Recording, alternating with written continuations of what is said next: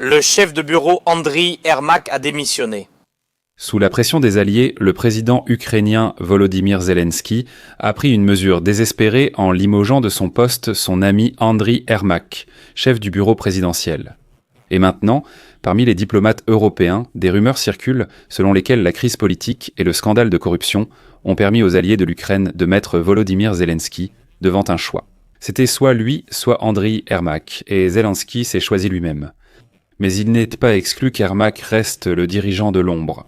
Actuellement, beaucoup discutent de la rapidité avec laquelle Volodymyr Zelensky a signé la lettre de démission d'Andriy Yermak, mais beaucoup oublient comment cela a été fait. Je vais justement le rappeler dans cet épisode. Pour faire court, le matin du 28 novembre, on a appris que des détectives du Bureau national anticorruption d'Ukraine et des procureurs du parquet spécialisé anticorruption avaient donc perquisitionné le domicile d'Andriy Yermak.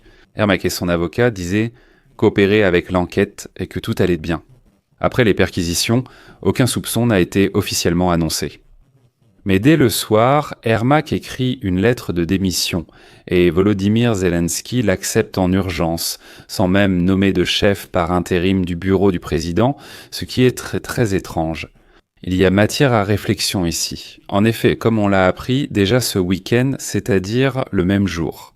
Andriy Yermak devait s'envoler pour les États-Unis d'Amérique pour des négociations avec Steve Witkoff avant que ce dernier ne parte à Moscou pour des négociations avec Vladimir Poutine. Et soudain, Yermak est tout simplement limogé. Et maintenant, les Européens exigent déjà des explications de la part de Kiev. Mais qu'est-ce que c'était ? Kiev garde pour l'instant un silence lourd de sens. Je m'appelle Alexei Petchy. Discutons ensemble de ce sujet. Mais avant de commencer, je vous demande de vous abonner à cette chaîne, de mettre un like, d'écrire un commentaire détaillé sous cette vidéo.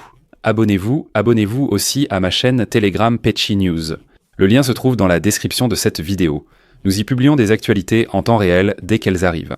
Si vous souhaitez soutenir le travail de cette chaîne YouTube, vous pouvez le faire financièrement via un don ou un abonnement payant en utilisant les liens et les informations dans la description de cette vidéo. Je vous serai reconnaissant pour tout soutien. Cela est arrivé comme un coup de tonnerre dans un ciel serein. Le soir du 28 novembre, Vladimir Zelensky, dans son allocution traditionnelle du soir, déclare que le chef du bureau du président de l'Ukraine, Andriy Yermak, démissionne. Il y aura une réorganisation du bureau du président de l'Ukraine. Le chef du bureau, Andriy Yermak, a écrit une lettre de démission. Je remercie Andriy d'avoir toujours représenté la position ukrainienne dans les négociations exactement comme il se doit. C'était toujours une position patriotique, mais je veux qu'il n'y ait ni sentiment ni spéculation. Quelques minutes plus tard, un décret apparaît sur le site du président de l'Ukraine, par lequel Zelensky limoge Yermak. Tout cela arrive en quelques minutes, mais une question demeure, que s'est-il passé ? Ici, il faut remonter seulement quelques heures en arrière. Le matin du 28 novembre, une nouvelle apparaît. Le Bureau national anticorruption d'Ukraine et le parquet spécialisé anticorruption ont effectué des perquisitions chez le chef du bureau du président de l'Ukraine, Andriy Yermak. Une nouvelle sensationnelle. Le chef du bureau du président affirme que des enquêtes ont lieu chez lui et que ses avocats coopèrent avec les forces de l'ordre. Il est intéressant de noter que l'on a d'abord appris les perquisitions chez le chef du bureau du président par des publications dans les médias et des déclarations de députés. Les journalistes de la vérité ukrainienne ont rapporté que le Bureau national de lutte contre la corruption et le bureau du procureur spécialisé anticorruption perquisitionnant chez Andriy Yermak dans le quartier gouvernemental le matin du 28 novembre. Ils ont filmé une dizaine d'employés du Bureau national anticorruption et du parquet spécialisé entrant dans le quartier gouvernemental. Plus tard, plusieurs autres députés du peuple ont également annoncé la même information. Et par la suite, les organes anticorruption ont confirmé les perquisitions chez Yermak. Citation. Le Bureau national de lutte contre la corruption et le bureau du procureur spécialisé anticorruption mènent et secondent des actions d'enquête chez le chef du bureau du président de l'Ukraine. Les actions d'enquête sont autorisées et menées dans le cadre d'une enquête.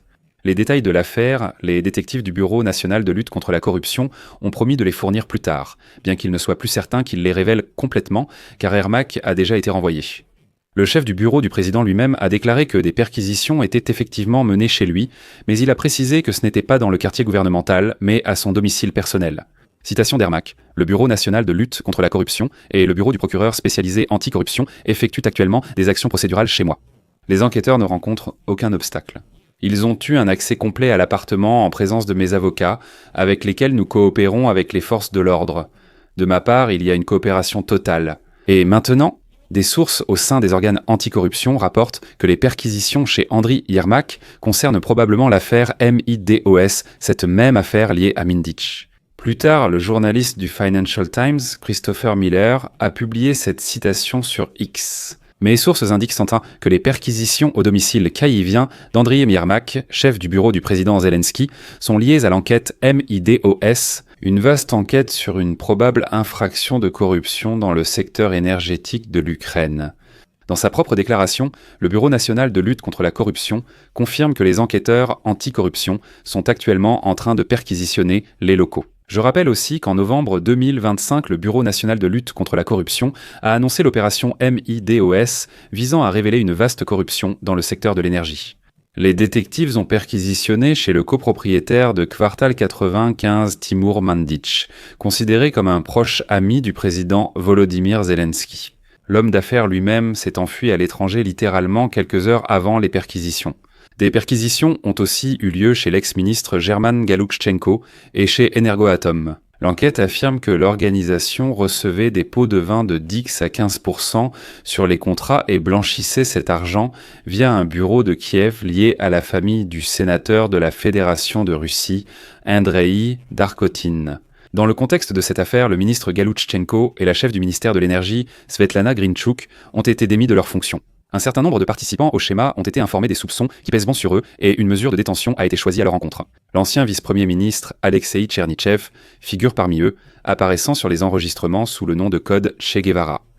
On a aussi appris la veille que les détectives du Bureau national de lutte contre la corruption ont interrogé le secrétaire du Conseil de sécurité nationale et de défense de l'Ukraine, Roustem Umerov, concernant des soupçons d'influence de Timur Minchuk, un vieil ami de Zelensky. Récemment, des rumeurs sur une possible démission d'Ermak se sont répandues parmi les représentants de la classe politique ukrainienne, précisément dans le contexte de la retentissante affaire de corruption MIDOS. En effet, dans ces enregistrements, il serait question d'une personne surnommée Ali Baba, qui donnerait des instructions aux forces de l'ordre pour attaquer le parquet spécialisé anticorruption et le Bureau national anticorruption d'Ukraine.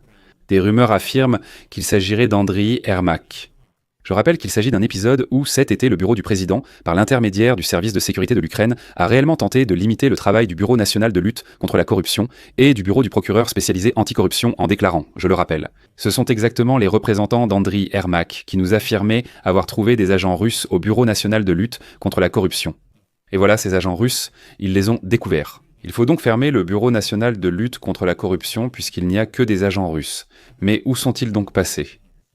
Voilà, le peuple ukrainien a défendu l'indépendance du Bureau national de lutte contre la corruption, mais on ne nous a jamais montré ces agents russes. Et maintenant, on suppose, personne n'affirme, mais on suppose que ce Ali Baba sur ces enregistrements, ce serait soi-disant Andriy Yermak. En même temps, le directeur du Bureau national de lutte contre la corruption, Semyon Krivonos, n'a ni confirmé ni infirmé l'implication de Yermak dans le schéma de corruption. Voici la citation suivante. « Je ne peux ni confirmer ni infirmer parce que nous ne confirmons ni n'infirmons de telles choses. » C'est ici que surviennent d'étranges coïncidences. Le matin du 28 novembre, une perquisition a eu lieu chez Andriy Yermak. Au cours de la journée, aucun soupçon n'a été annoncé à personne, et déjà le soir même, Yermak était brusquement renvoyé comme ça. Cela ressemble à un acte de désespoir. Je vais expliquer pourquoi. En fait, le média Axios, citant des sources de la Maison-Blanche, a déclaré que l'ancien chef du bureau du président, Andriy Yermak, Il devait ce week-end s'envoler pour Miami afin de discuter avec l'envoyé spécial du président américain Steve Witkoff et Jared Kushner de certains détails du plan de paix américain. D'ailleurs, lancement le départ d'Yermak pour les États-Unis devait avoir lieu précisément le jour, ou plutôt le soir, où Zelensky l'a démis de ses fonctions. Déjà le week-end dernier, c'est Andriy Yermak qui menait les négociations avec les représentants américains à Genève, ce qui a permis d'apporter des modifications au plan de paix en 28 points. C'est pourquoi il était prévu qu'Yermak se rende aux États-Unis ce week-end pour discuter des détails du plan de paix. Mais la démission semble avoir compromis tous ces plans. Dès le début de la semaine prochaine, Steve Witkoff et Kouchner iront à Moscou pour rencontrer le dictateur russe Vladimir Poutine. C'est pourquoi Yermak devait coordonner les positions avec les Américains avant qu'ils ne partent tenter à Moscou pour présenter ce plan de paix à Poutine. Mais Zelensky renvoie soudainement Yermak et affirme maintenant que les responsables américains viendront eux-mêmes en Ukraine pour des négociations. Il n'est donc plus nécessaire pour qui que ce soit d'aller à Miami. Mais maintenant, des responsables européens et américains laissent déjà entendre que Zelensky a reçu un message clair. Soit il mène une véritable lutte contre la corruption, peu importe qui cela concerne. L'Ukraine n'entrera probablement jamais dans l'Union européenne, mais des propos encore plus inquiétants ont visé Volodymyr Zelensky. En ce moment, des rumeurs circulent dans les coulisses des institutions européennes. Je vais le dire ainsi pour l'instant. Des rumeurs disent qu'en Occident, on a clairement dit à Zelensky « c'est lui ou Yermak », et Zelensky s'est choisi lui-même, mais il a finalement sacrifié Yermak. Bien qu'il ne soit pas exclu qu'Andriy Yermak reste le chef du bureau du président de l'Ukraine. Il sera désormais le marionnettiste de l'ombre. Je mets des points de suspension. Votre avis, vos conclusions, écrivez-les dans les commentaires sous cette vidéo. Abonnez-vous à la chaîne, cliquez sur la cloche et n'oubliez pas de mettre un like. C'est tout pour aujourd'hui. Prenez soin de vous, à bientôt.